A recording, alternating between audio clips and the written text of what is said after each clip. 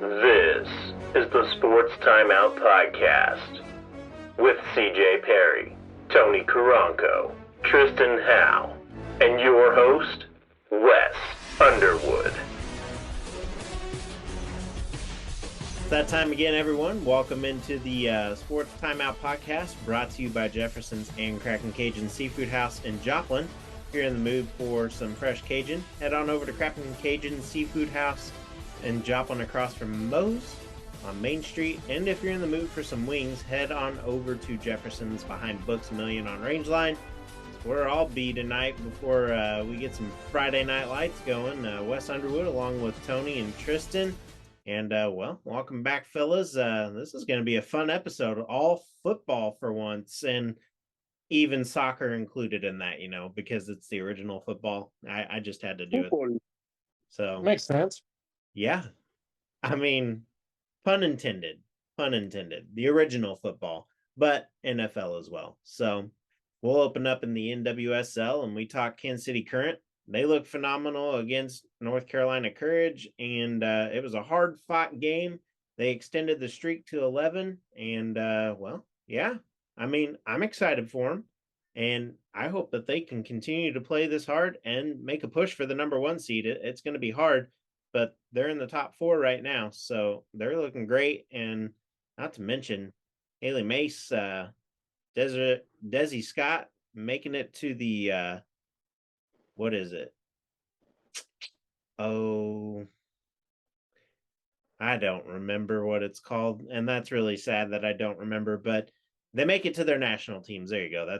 That's the word I couldn't get out. But they make it for their national teams. Desi Scott for Canada, Haley Mace for the United States. It's pretty awesome. It is. Congratulations. Yeah, for sure. And continuing to sporting, man, this week it was a stalemate until about the 31st minute. And then Agata boots it in. Then at the 40-minute mark, Fontas boots one in. At 2 minutes after that, Tommy shoots one in also. And then they went into half up 3-0 on top of all that. But Holzkamp was the story of that game. He had 3 great saves coming out of halftime, paved the way to another Agata goal. I mean, that's his 5th for him in 4 games now. And they end up winning it on a positive note there too, 4-1. And here's what Coach had to say. I'm being honest when I say this, is that at times our psyche's a little fragile, which is normal sometimes in this state. And we're trying to find ourselves. We're trying to get to a place where we feel comfortable in those situations. Look, if you look at the last 3 games, he scored 3 goals, and 4 goals. That part's excellent. It's just about us now trying to finish off the game. And I think in the second half, we were much better.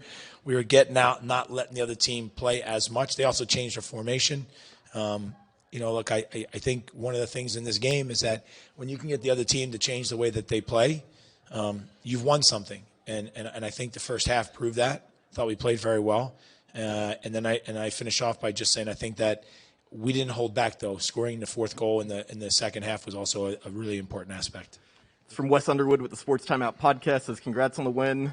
You touched on this, but with Fontas scoring in back-to-back weeks, what has it been about him getting on the score sheet and his instincts around goal after being able to find the net the last couple of weeks? Let's not get ahead of our skis here. That's the first thing I'd say. I think he's been opportunistic in the last couple of weeks, but Fonty has always proven that he's very good on the attack, good with the ball, and also smart around the boxes. So he took his chance as well. Peter and Eric, thank you very much for the time tonight. Thank you. Thank you. That concludes tonight's post-match press conference with Sporting Kansas City. A little late there. Yeah, that happened last weekend, but it's great to see these guys and getting better at it. I mean, we've talked about it. It's impossible, but I mean, if they keep playing like this, playoff hopes are still alive. I mean, if they can go up 4-1 and the rest of their games or outscore their opponents, I mean, Holzkamp almost had a shutout going. Tony, I mean, we'd love to see it. Tristen? Yeah. Of course.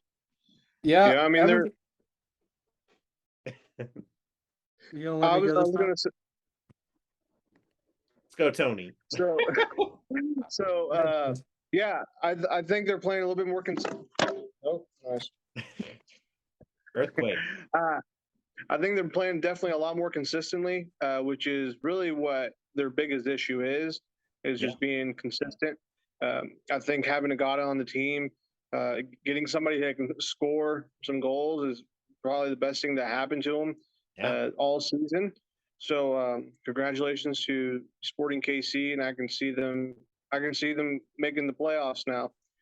Is it going to happen? Is it likely? Not very likely, but there's still hope. Yeah, I mean, we'd all love to see it, including Daniel Sperry when he was on here. He wants it, but he doesn't think it's good. So we'll see. Yeah, I mean, we saw it in person, Wes. I mean, the way that Tommy and Agata are able to paint the corners and able to get the ball in, I feel like those two players are what is helping Sporting KC possibly turn it around next year and possibly make a playoff run, because having both of them on each side of the field is really helping Sporting KC out. They've just got to figure out how to be more consistent and be able to close out games. Yeah. And I mean, they're starting to kind of do that. So we'll see. We'll see if it continues. And on that note, we now head into American football, and we talk NFL. And I want to talk the top 5 players at quarterback, wide receiver, tight end, and running back now, and then offensive line as well. This is what I have right now at the quarterback position. I've got Mahomes, I've got Brady, I've got Allen, I've got Herbert and Burrow. Anybody else need to be added here? Or are you guys okay with that? And then who should be number 1 out of those 5? Obviously, that's not my top, like 1, 2, 3, 4, 5. That is my top 5 overall. So, well, I'll say the top 5. I'll say it in the order. So mine goes Josh Allen, Tom Brady, Mahomes, Rodgers, and I'm gonna throw Burrows in there for respect. So Rodgers over Herbert. Yeah. Okay. Yeah. Tristen? See, I think I'm gonna go more your speed, Wes, and pick the younger talent. I've got Mahomes and Allen 1 and 2 respectfully. And then I think Burrow is a close number 3, especially, he took the Bengals to the Super Bowl last year. So, Joe Burrow's 3. I'd probably put Herbert at 4, and then I'll put Jackson at 5. Lamar Jackson at 5. Cool. All right. You're gonna bring in Tom Brady, the GOAT? Brady should have retired. I don't like Tom Brady. I'm a hater. Retired. He missed what, 11? We'll talk about that here in a little bit. 11 days, something like that. I don't know. It's weird. It's a weird situation. Yeah, I don't know about Jackson. I mean, you talking about him right there. He probably just sprained his thumb, or he's on the toilet pooping. Just saying. Next up, we go receivers, and we talk Jefferson, Kupp, Chase, Adams, Diggs. Put them in your order. Those are my top 5 in general. Who you got there? Anybody different? Tristen, we'll go you this time. So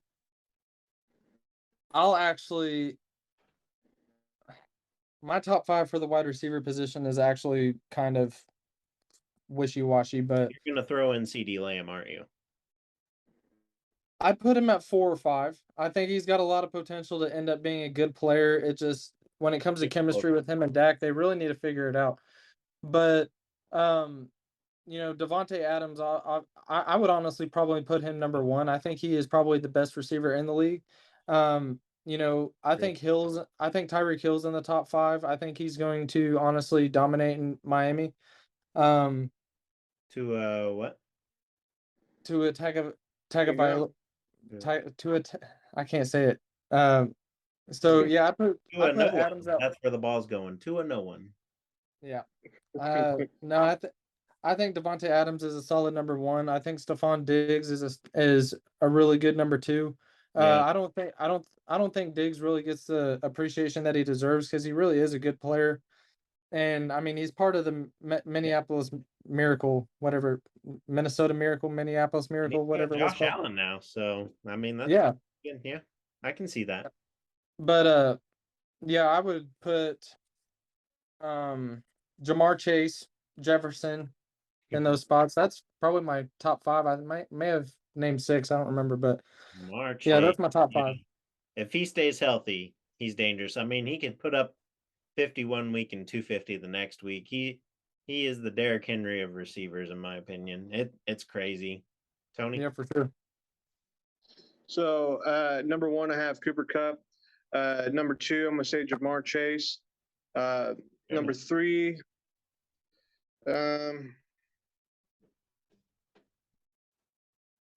Devontae Adams. Okay. Number 4, this is gonna be a little controversial, but I'm choosing a rookie. I'm choosing the Steelers rookie Pickens. Okay. I'm choosing him because he is absolutely destroying people out on the field. Yeah. And as a rookie, so he like has that. definitely has room to for improvement. And DK Metcalf at number 5. I'm switching Tyreek Hill for Cooper Kupp. I forgot about Cooper Kupp, but yeah, Cooper Kupp's in my top 5 too. You did name him in your top 6. I did? Yeah. I've got a terrible short term, so it's all right. I'll go. Okay, I'll go Tony there. The only one I'm gonna probably go over Diggs. I'm gonna say someone else there. Not quite sure. It's between your guy Tony in Pittsburgh, and then I really do like Mecole Hardman as a stunner for the number 5 spot this year with Patrick Mahomes. I think they've kept him quiet, and he's going to be a weapon of some sort. I mean, you've got Kelsey, Sky Moore, man, you got Rojo there. You got, I mean, pretty much any of the running backs are a secret weapon. And if they can get those guys slicing and dicing, he's going to easily get up there in reception yards. And so I don't know. We'll see. But I sneak Mecole Hardman in there. I'll show Kansas City some love there. Put him in the top 5 spot at number 5. Tight end. You put Mahomes in the top 5 already. I said wide receivers, so. Tight ends: Travis Kelce, Andrews, Waller, Hawkinson, and Pitts. I actually have them in that order. Honestly, that's honestly my top 5 too, because that's what I was thinking. No Dalton Schultz. Dalton Schultz, I think, needs a little bit more work. I don't think he's a Jason Witten type of. I don't think he's a Jason Witten type of a tight end quite yet, and that's really what us Dallas fans are kind of wanting, is a Jason Witten kind of bulldozer type tight end. And Dalton Schultz just isn't there for. He's not there with me yet. Yeah. Okay. Tony. I'd probably agree with you because I don't know enough about tight ends. I do know about Kelsey. Tight ends, that's pretty much it. I mean, maybe George Kittle, depending if he's healthy. Maybe George Kittle. Okay, he's at number 6. I can probably add on to this a little bit. Honorable mentions is George Kittle if he can stay healthy. And this one is probably a surprise to you, is CJ Asamoah. Okay. No, I'm just gonna leave it there. Okay. And Rob Gronkowski, because he's not retiring. Man, I'd laugh if he comes back in like week 2 or 3. I think he most definitely is staying retired. Okay. He might. We might do an over-under on that next week. We'll see. And at the running back position, I have, this is my top 5 in order here. The others have not been except tight ends. Running backs and tight ends, I'm pretty confident in. This year, I've got Derrick Henry, number 1. I mean, Titans are going to be up there again. He's just going to be a workhorse over and over. Eckler, Najee Harris, Jonathan Taylor, Christian McCaffrey at number 5. Healthy Christian McCaffrey. If they can block for him and they can create holes, he's back to normal. He'll be fine. But yeah, that's my top 5 in order. Tony?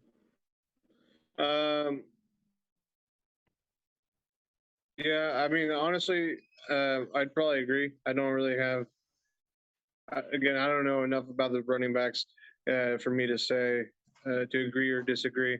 As long as you have Najee Harris in there somewhere, he's good. I'll say you're right. Yeah, I love him.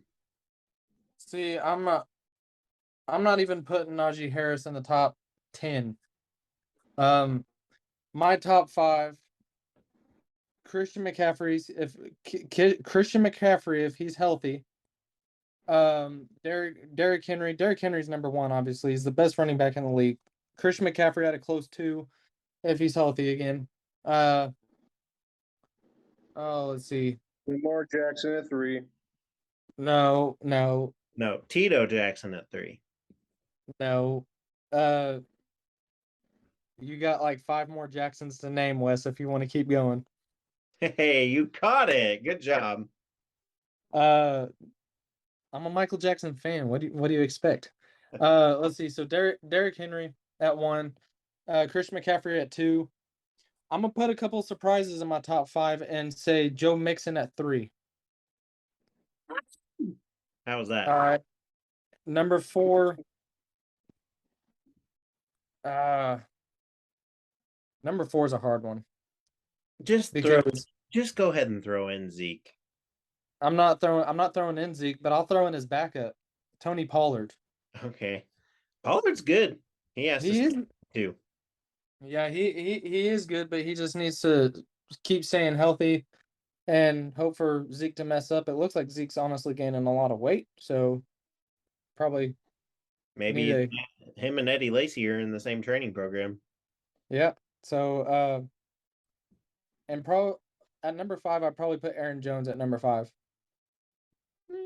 Yeah, I could see him up there. He's in my top 10. And then Deebo over Samuel. Line. What's up? Deebo Samuel, if he can stay healthy. I know he's kind of a wide receiver, running back, mix, but I think he could be top 10. I had him at number 7 for wide receivers. I still don't respect him after what he did this offseason. So, hey, Nick Chubb's in the top 10 too. Chubb could be good. Chubb could be one to watch out for. I had him at number 9. Offensive line: Browns, Eagles, Chiefs, Lions, Bucks. I'd probably say Chiefs and Lions swap out there. Chiefs will probably be the 4th best this year. Just the learning curve. A couple of guys that were rookies last year still going to be learning this year. So I see that. Browns, Eagles, Lions, Chiefs, Bucks. That's my order. Anybody else? Nope. I've got Chiefs. I've got Chiefs, Cowboys. Cowboys may not be very good offensively, but at least they can, say they've got a good O-line. I mean, they're honestly really good. Up presents for Dak, and then he gets sacked. So, but I'm putting Cowboys at 2, probably Browns at 3. Okay. 3 best offensive line this season, but we'll see. They may end up at 3. Yeah, I think the Bills I'll probably put at 4, and then honestly, I'm gonna put the Steelers at 5. The Steelers they're I feel like they're partially known for always having a decent offensive line. This might be you'll be surprised on that one. Probably. That last one's a hard take, so just don't beat me up about it, but I'm gonna put the Steelers at 5. All right, on that note, this is one I'm surprised you did not put in the top 5 because you're all about them. And we're going to talk Carolina, and Baker Mayfield named the starter this last weekend, and he gets the nod over Sam Darnold. Any surprise here, Tony? No, not surprised at all. I mean, that's the only reason why you would go out to get Baker Mayfield in the first place is to put him as a starter. I mean, I wouldn't pick up a Baker Mayfield if I wasn't planning on replacing Sam Darnold or Cam Newton. So I'm not surprised. Tristen, how was he not in your top 5 or at least 6? Because we all know how the Browns did him in, and I haven't seen him with all these new players yet in Carolina, so I'm kind of nervous, honestly, to see it happen, but I'm really hoping that he ends up doing good because, I think with the expertise with Sam Darnold as his backup, I think it's going to really help him mold into the offense a little bit better, and I think a lot of good chemistry is going to come out of that. So, I think Carolina with Baker Mayfield alone is probably going to be one of those sleeper teams that ends up squeaking their way into the playoffs maybe at the end of the year. You just never know. Baker Mayfield, Robbie Anderson, they're the new Doobie Brothers. Hey, I think you're onto something there, Wes. Just saying. It's a possibility. But we continue in the NFL, and we'll talk Seahawks and Shaq Griffin, the 27-year-old fourth-year pro, calling it quits. Good decision for him, guys. I mean, he's going to be helping out the NFL community and other things. Do you like this decision? Is it too early, or do you think he's fine? Tristen? I don't know. I have no idea about the situation. So fill me in. Yeah, he just called it quits. He said not because he got let go of any teams. He was going to sign this offseason, but he just decided not to. He said that he just wanted to pursue other things and he wanted to live life, basically. So, I think good on him because um it's kind of like the foundation of why you go to college in the first place is to get an education. And he got an education, and football was just something that he was really good at, and he proved himself in school. So for him to call it quits this early and move on to something that he really enjoys doing, then you know all the best of luck to him. yeah, Obviously he's got some sort of education that's going to allow him to pursue other ventures, and now he's got money now to be able to expand on those ventures. So um I think it's the best move if you're truly done, call it off early because yeah, you don't want to be 15 years in having, head issues. nope. Nope. And That's what next, happened to Tristan. we'll go ahead and move on there. We'll go ahead and move on. And we talk Tom Brady, and we'll go ahead and skip over all the issues he's got going on. I like this one better. And on that note, we'll talk Aaron Donald and Tony. He did what at practice?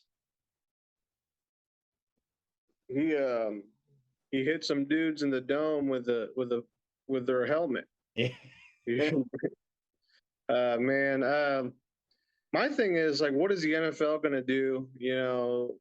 In reaction to this, because a few years back, I remember Myles Garrett did the same thing to Mason Rudolph, and Dominican Zeus they gave him a somebody. 1 year. Yeah, I mean they gave Myles Garrett a 1 year suspension. Yeah. To me, which seems fair. Are they going to do that to Aaron Donald as well? Arguably in his last season or second to last season that he'll play. Yeah. Who knows? I agree wholeheartedly. Tristen, agree? Yeah, I agree. I mean, I believe the NFL is going to end up doing something about the situation. We just don't know it yet. But, Yeah. One of the coaches even pulled Aaron Donald or one of the players aside and said something along the lines of, that's how you become a highlight. You don't want to become a highlight. So, Yeah. And this is a really bad way to do it. With how bad that it was, with how bad it sounded that it got, at that point, you just need to de-escalate the situation and hope no one gets fined. I think there's going to be some hefty fines given out, but I guess we'll just have to see. Marshawn Lynch is just here so he doesn't get fined. Hey. So, and lastly, in the NFL, we touch on the passing of Chiefs great quarterback Lynn Dawson, who passed away this past week, and prayers and thoughts go out to his family, and just that they can mourn over this properly, and that man, a great guy. Got to meet him a few times in Kansas City when I went up there. always treated you nice, nothing bad to say about him. Just one of those once in a generation guys who is genuine. Heard some other stories from other broadcasters on him, and I mean, just a great guy. Just got out there, loved people, loved Kansas City, and he even won him a Super Bowl too, and was a sports anchor up there. So I grew up watching him, and then finally getting to meet him when I was up there doing some broadcasting. I mean, it was awesome. So just thoughts and prayers go out to the organization. Great tribute last night as Patrick Mahomes and the team did his famous huddle, and that is all over Arrowhead Stadium. So yeah, congrats to them on doing that. Just pure class. So, and on that, we will now head to the local sports update brought to you by Trackside Burgers. And well, they're going to be moving, I believe, next Saturday. So be on the lookout for them. If you catch them here in Webb City, get out there and get some. The bourbon burger is fantastic, and if you haven't had it yet, you should go get one. Hey, real quick, Wes. Yeah. Also because I also had Trackside the other night as well. I believe 2 nights ago. The streetcar number 60. Oh yeah. You cannot go wrong with that. And then it gets you some garlic parm fries as well.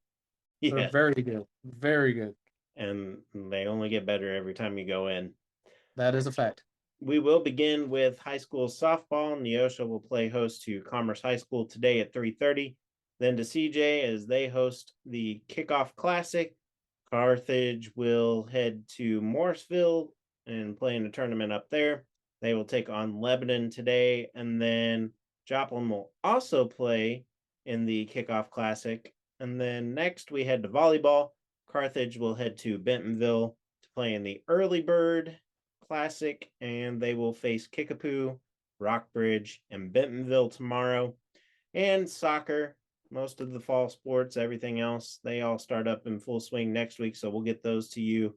And, well, we'll finish in the 2-minute warning brought to you by Hot Stone Pizzeria. And, well, football in the 4 states begins tonight, and we got some Who You Got here. Cue the hey music, and yeah, we're going to finish with Who You Got. So first up, Joplin host Branson. Who you got? Joplin 48-0. Okay. I'd say Joplin, but not 48-0. No, Branson competes. I'll say Joplin. 2-touchdown game. Next up, Webb City plays host to Nixa. It's been fun the last couple of years. Who you got? Man, I got Webb City, but like you said, it's going to be a tough one. Nixa is definitely one of those competitive teams. They have a very good coach. That they've been early. They've known all summer that they're playing each other. So yeah, it's gonna be a good game. Yes. Yeah, I think it's going to be a very close game. I think it's going to be a game to watch in week 1. But I'm going to go with Nixa in the week 1 upset, 35-28. Nixa I think Nixa will end up having not a super late drive to end it, but I think their defense will end up shutting Webb City out at the end of the game. So I'm going 35-28 Nixa. Okay. Then we have Carl Junction heading to Ozark. Who you got here? I got Carl. I also have Carl, but I think it's going to be a lot closer, and I don't think it's going to be high scoring. I think it's going to be 21-14. Very well. CJ. I've got Ozark winning in that one. And then lastly, Neosho hosts Willard. Who you got? Neosho. Okay. We picked them all year last year, Tony, so. Since Willard was the team that they beat last year, so. I'm going to go Neosho. I think it's going to be a lower scoring game, but I think Neosho's got it. That's I love you. But 7-9. Okay. All right. Probably. Yeah. I'll go Neosho there. And of course, all these games and events are pinning to weather and the current and fluid COVID-19 situation. So tune in to each team's social media pages for times and updates. And now, before we go, we have some winners in our big giveaway. Here they are. We have Miss Joy Waghorn, Irving and Joplin, Miss Erica Doning, Irving and Joplin, Julie McCain at Joplin High School, Krista Smith at Carterville and Webb City, and Laren Hurst in Webb City at the high school. And each of these teachers had one nomination by a family member or from a former student. And each of these teachers got nominated for being great with the students and always having smiles on their faces and being there for their students as well. So the music is here. Congratulations to them. The end of another episode. And for Tony, Tristen, CJ, and myself, have a great and safe rest of your week. And congrats to our winners. Message us for your prizes. We will tag you in here later if you don't catch it. So have a good weekend. See you guys. That continually. And